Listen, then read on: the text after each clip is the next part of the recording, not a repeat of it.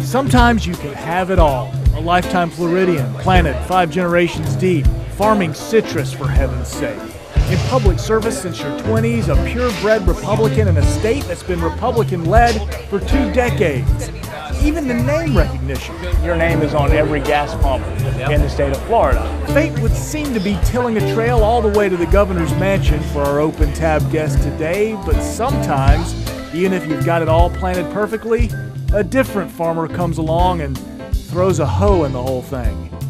And today's spot is the Bearded Pig. We're in San Marco, a restaurant that's been around for about 2.5 years. They took this building, they cleared it out, a whole lot on that side, took out all the weeds, they made this incredible place. Incredible barbecue, kind of fine dining meets southern style barbecue. It is delicious. And if we're going to profile somebody, I'd say just about the perfect place to bring our first Republican candidate for governor in for Open Tab. We're talking about Adam Putnam. He's a married father of 4.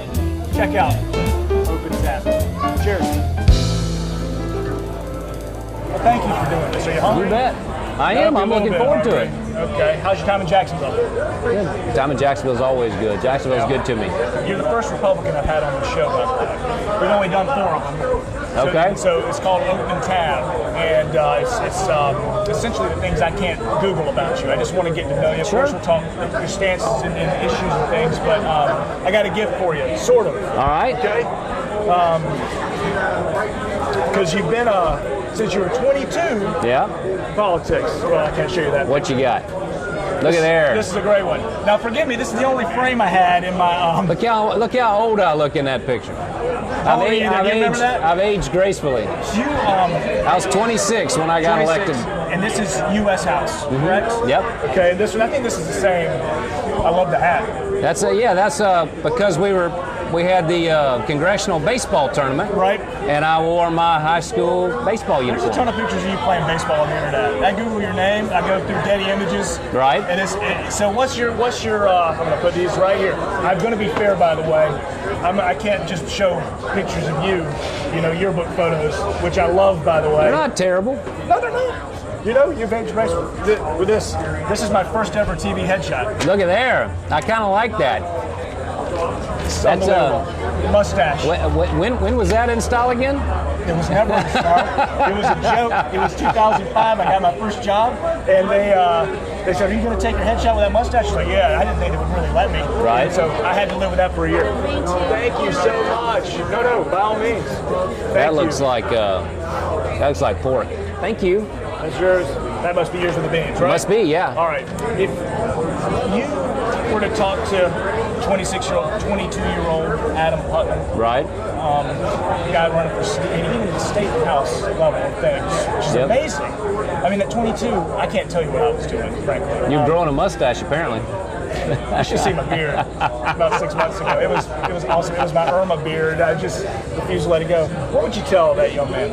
Any advice? Yeah, there's lots of advice, mostly about, family and raising children and making sure that you spend plenty of time with them and not get swept up in what you think is important with your career or your profession, and make sure that you get to all the t-ball games and soccer games and everything else. I think anybody in any job, not just in politics, whether they're in journalism or business or law, or doesn't matter. I think all of us, we as young adults, we have people tell us, you need to remember how fast life goes by. You need to pay attention. You need to savor the moment. Sure. And I think by and large, almost none of us listen. No. We all fall for the same scam, thinking that there's always the urgent is always crowding out the important. Are you so in the spirit of enjoying the time and making the most of every day? Are you enjoying the campaign? I love the campaign. Do you? Now, in the spirit of the advice to the 26-year-old, it takes a lot of time from the family. Sure. But in the summer, the family can join me some on the campaign. But campaigns are joyful. I mean, to be able to be around people, random folks I've never met before, who I just introduced myself to, who are working for the railroad, and Right. you get a glimpse into what's going on in downtown Jacksonville, try a new spot, and then you go to, Florida's such a diverse state, so in the last 24 hours, I've been in, Fort Myers and in Jacksonville, two very different parts of the state, Southwest Florida, Northeast Florida, big cities, small towns. If you don't love campaigning, then probably because you don't like people. And if you don't like people, you're in the wrong line of work. Sure. When you call your opponent, Ron DeSantis, not a true conservative. I've seen those words, not a true conservative. In your take, what is a conservative? What is a true conservative leader? Well, I think a conservative is someone who believes in free enterprise and wants to create a business climate for small businesses to thrive. Sure. A conservative is centered around family and putting families first and allowing there to be a role for faith in our lives. I believe that conservatives believe that we ought to have small government, less taxes. Sure. Those are all, I think, long-standing tenets of conservatism. Florida has long been a conservative state. For 20 years we've had a conservative governor, a Republican governor, and as a result of that, 1,000 new people a day are moving here. Our crime's at a 47-year low. We're famous in America for our low taxes, and we're the envy of the nation in terms of job creation. You are a Florida man, because you're not sweating, and I'm sweating. Now, can I do a sweat check real quick? 5 generations working in the field, I suppose will keep you from... We're in the shade, man. This is a dream. We got a wind. We got a fan. Man, that must be getting soft. Varsity ball player? I was not a very good baseball player. No, but you love it, obviously. I loved it, but I wasn't. Nobody was beating down my door to offer me a scholarship. You should have the most recognizable name. Are you gonna eat those fries? Or you gonna let them get cold? By all means. I need my nourishment for all these hard questions.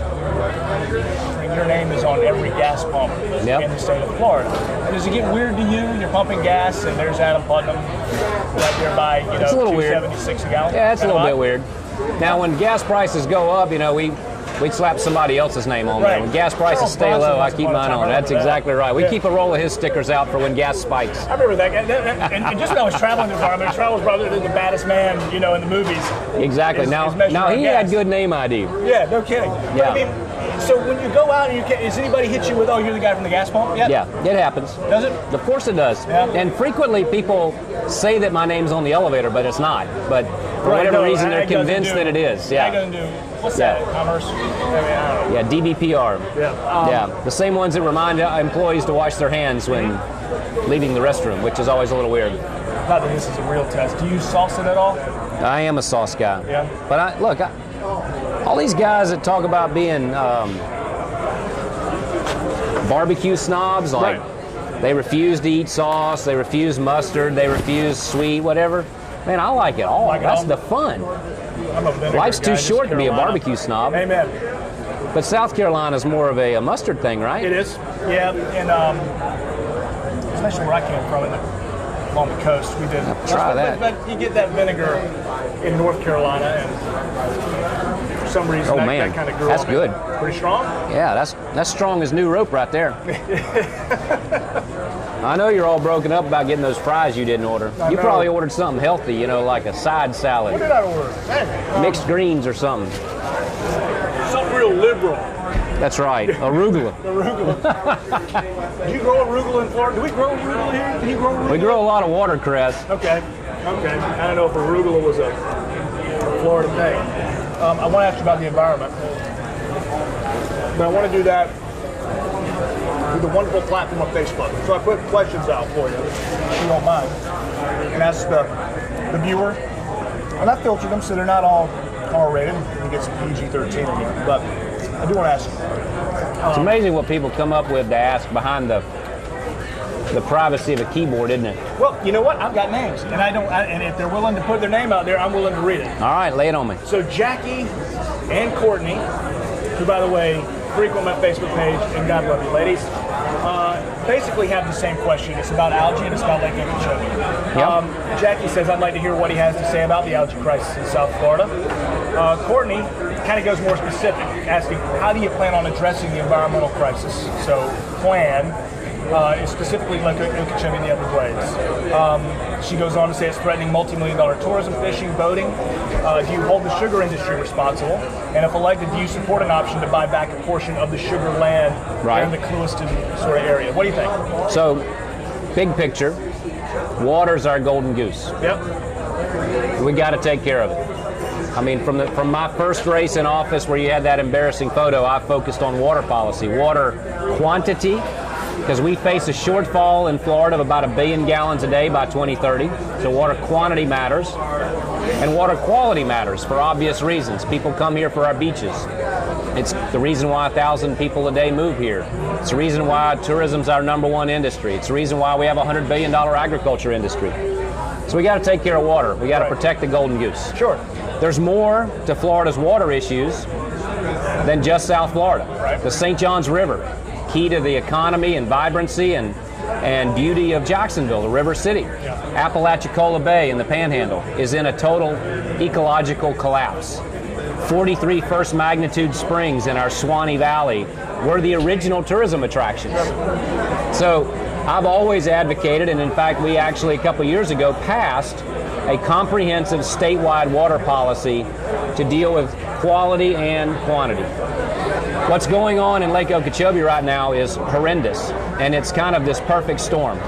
The last time we saw a red tide outbreak this bad was right after the hurricanes of 2004 and 2005. I believe that there's a connection there. Sure. So what you had was Hurricane Irma, churned up Lake Okeechobee, released a lot of the nutrients from the bottom that had settled out and were in the muck. It released those back into the water column. This May, early summer, you have record rainfall, the heat, you have a massive algae bloom. So that's the natural disaster. The man-made disaster, the Corps of Engineers has not fixed the dike around Lake Okeechobee. Okay. So when you have massive rainfall, and the water that goes into Lake Okeechobee is rain that falls between Orlando and Lake Okeechobee. It flows into that basin, the Kissimmee Valley. Right. All that rain ends up in the lake.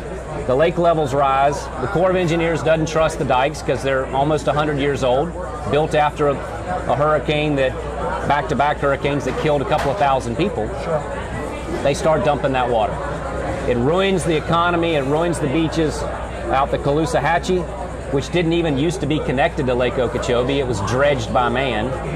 That ruins the Southwest Florida beaches, goes out the St. Lucie Canal, ruins the East Coast beaches. So here's what we have to do about it. Okay. We have to view water policy a lot like we view transportation policy. It's infrastructure. It's natural resources, but it's also infrastructure. We need to have a sustained work plan. You can't just sprinkle a bunch of money into it one year and then declare it finished. It's got to be ongoing, just like we work at whittling away at congestion. Sure. We need more storage for that water east and west of the lake, north of the lake, and we need to build what the legislature approved, the reservoir south of the lake. Okay. 20 years ago, the state bought the land for reservoirs east and west of the lake, and the feds still haven't finished those projects. So for 20 years, we could have been storing and cleaning up that water. As Commissioner of Agriculture, we've purchased the development rights on 50,000 acres of land that protects open spaces from development, that gives us the opportunity to hold that water farm it, clean that water up. The long and the short of it is, there's a lot of things we have to do. Reducing ag runoff, like we've done south of the lake, where nutrient loads have fallen 70%. And isn't that where sugar Septic. is? Sugar's south. The overwhelming vast majority of sugar is south of the lake. Yes, that's exactly right. The area north of the lake is the basin where the overwhelming amount of water that ends up in the lake comes from. Right. And that includes cities, urban areas, as well as agriculture, cattle, dairy, other commodities. If you look at the FAU study and the University of Florida study on nutrient loads going into the Mosquito Lagoon, overwhelmingly failed septic systems. My point is, when you put 21 million people on a peninsula that used to be all wetlands, right, there's a lot of blame to go around, and we need to build in that infrastructure, partnering with local governments to upgrade their sewer systems. Jeffrey, I guess Newscat, what's your favorite Florida pro sports team and beach? Where are you vacationing?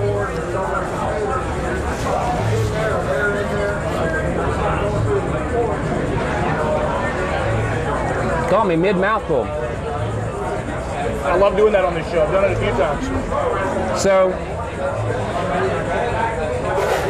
I'm a Gator. I'm a Saturday afternoon sports fan. Okay. I don't watch a lot on Sunday. Really? Saturday, man, I'll be all over the SEC network. Okay. Even, but the pros just don't do it for me. Really? I'm glad they're in Florida. It's exciting that we host Super Bowls and all that sort of stuff. But I think watching the collegiate athletics is a lot more fun than watching the pros. Okay. I grew up as a little kid watching the Dolphins, with Sure. The Marx brothers and Super Duper and Dan Marino and Coach Shula. I was in the backyard of Tampa Bay and was excited when they went to the Super Bowl, and it's fun watching the Jags get better. But I'm just not a huge pro guy. Not a Sunday guy. Not a Sunday guy. Where are you vacationing? That's part two. My favorite place to fish and relax in Florida is really sort of at ground zero for the water wars that are going on this summer. Southwest Florida. Right. Pine Island Sound, Bull Bay, the places that are the best snook fishing spots in the state, the best tarpon fishing in the world, the best red fishing. That's where I love to go. That's why it's personal for me to fix these problems. I'm not going to catch you mid-bite on this, I promise, but I've asked every Democratic candidate kind of the opposite side of this question. I'll ask you, because I know you support President Trump, and I know you're a fan of his and policy, etc. I asked the Democrats to tell me one thing that they like about the president. I'd like you to tell me one thing that you do not like about President Donald Trump. Well, I guess the biggest thing I probably dislike would be his decision to put his thumb on the scale of this race. I think his agenda has been good for business. It's made our economy stronger. It's unleashed new investments that had been sitting on the sidelines. I like the fact that we're paying less in taxes this year, but I guess my biggest disagreement would be his decision to meddle in Florida's governor's race. Can you let me inside the curtain a little bit in the world of politics, the little I know about it? How does getting an endorsement work? I mean, did you write him a letter? Did you say, hey, please? I mean, do you do that? Well, you have to ask Ron that. I don't know. You don't like campaign? There's no phone call? No, my guess is that there were a lot of phone calls that transpired and to earn his endorsement for my opponent. But you've got a lot of endorsements around the state of Florida. I mean, oh, yeah. So many. Yeah. Will that add up and be enough? I mean, obviously you wouldn't be running if you didn't think so. Can that trump the Trump endorsement of Trump? It's quite the pun. I'm sorry. I swear I thought about it. I looked up at the sky for a second, trying to think of a better word, but I'm hot. Look, I'll put the Attorney General's endorsement, 49 Florida Sheriff's endorsements, the police chiefs, FOP, PBA, first responder, firefighters, realtors, home builders, contractors. I'll put those endorsements up against anybody, including the president's, because this is a race about the future of Florida. Florida jobs, Florida families, Florida schools, Florida safety. And I believe that ultimately when people go into that voting booth, they care more about Florida staying safe and strong and moving in the right direction. Frankly, I think people want Washington to operate more like Florida, not import Washington's ways to our state. Oh, I know. The tongue-in-cheek nature of this campaign, there seems to be a lot of tongue-in-cheek moments. Donald Trump has a lot of tongue-in-cheek moments that I think what a lot of people on the internet say triggers the liberals, and it gets people riled up on the internet. You know, this is about you. This isn't about your opponent. Believe me, your opponent has a little tongue-in-cheek ad out right now. Yeah. When you And I get that it was a journalist who called you an NRA sellout. I get that. But then you kind of embrace it. Was that a tongue-in-cheek moment? Because sellout isn't exactly the most positive term. But was that out there just to kind of maybe fire up some libs, get them talking, but kind of have a joke? Yeah, similar. It's a tongue-in-cheek way of expressing support. Sure. For our Constitution and our Second Amendment. I feel like so many people didn't see it that way. You know what I mean? You get that fiery stuff, that fiery rhetoric. Yeah. Easy to reply on Twitter to something like that. What do you say to that? I say that that people who don't like guns really hate the fact that someone supports guns and believes that that we ought to embrace our Second Amendment rights and support youth hunting programs and educate people about safe, responsible use of firearms, and it's okay to hunt, and it's okay to shoot, and it's okay to collect, and that doesn't make you a serial killer. And that's what the left is trying to paint this as, and that's just not the case. I was shooting before I was driving. I was in the woods with my brothers, with my father. I take my children to the woods, and they shoot, and they know how to handle a firearm responsibly and safely. And that has nothing to do with the terrorist who shot up the Pulse nightclub, and nothing to do with the mentally ill individual who shot up Marjorie Stoneman Douglas High School. My son's going into kindergarten, and he's got to watch this year a video on how to deal with a school shooter. Yeah. Which whatever with guns, I just, that blows my mind. Yeah. To me, the innocence a little bit. And I mean, even though I'm in the news, I would prefer if he didn't watch when we had things like that on the news. You know what I mean? Just he's 5. Yeah. For the love of Pete. And there are certain laws that were put into place as a reaction to what happened at Douglas. The Marjorie Stoneman Douglas Act. Did it go too far, in your opinion? Because you've got now a 21 age, you've got no bump stops, Right. Baker Act restrictions, mental health evaluations, background checks, 3-day cool-off through your 5-day now. 5-day now. Yeah. What's your thought? I thought that the governor and the legislature really listened a lot to law enforcement on the mental health pieces. I think that that's important, and our work there is not finished. There's more to be done. There are too many silos where local law enforcement doesn't know what the school knows about a kid that was expelled for a weapons violation, and children and families don't know what the school knows. And this kid was a walking red flag. 3 dozen visits to his home, Department of Children visits to his home, 2 calls to the FBI hotline, an expulsion. So, our work in terms of securing our schools and funding school safety is not done. I do have a problem with telling a 19 or a 20-year-old that you're old enough to fight and die in Iraq and Afghanistan in defense of our Constitution, but you're not old enough to go down the street to a local gun shop if you want to buy a shotgun for a dove shoot. I don't think, it would not have had any impact on the shootings, and I think that it's undermining law-abiding citizens' rights without any measurable improvement in safety in return. Sure. It's a big job running the 3rd largest state, and you need to know Florida issues, and they're not always glamorous. They're not always issues that land you in a primetime slot on Hannity.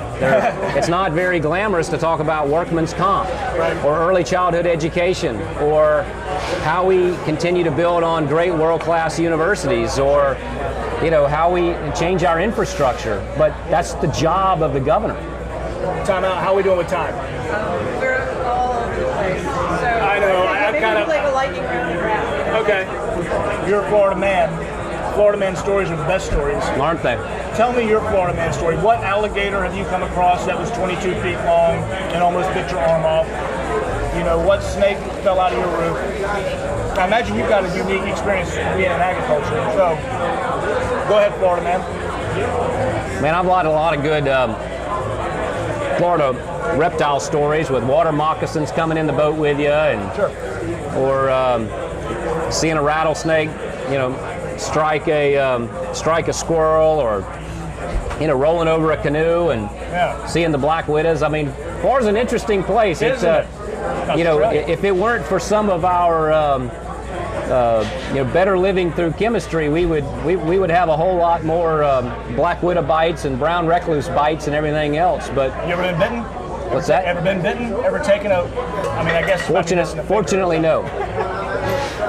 As I finish my beer, open tab, thanks for watching. I'm going to let you kind of have the opportunity. I want you to tell us all, in conclusion, why do you want to be the governor of this great state of Florida? Florida needs a governor, deserves a governor who knows Florida, who can get around from Perdido Key to Fernandina down to Key West without a map or a GPS, who knows the differences in our communities from McClenny to Callahan to downtown Jacksonville.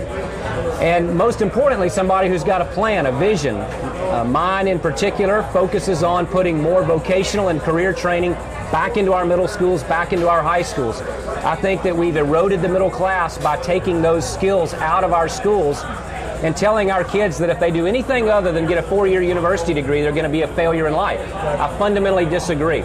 So I'm going to put Florida first. I know Florida best, and I'm asking for their vote. Where did my guy go? Did we take away the frames?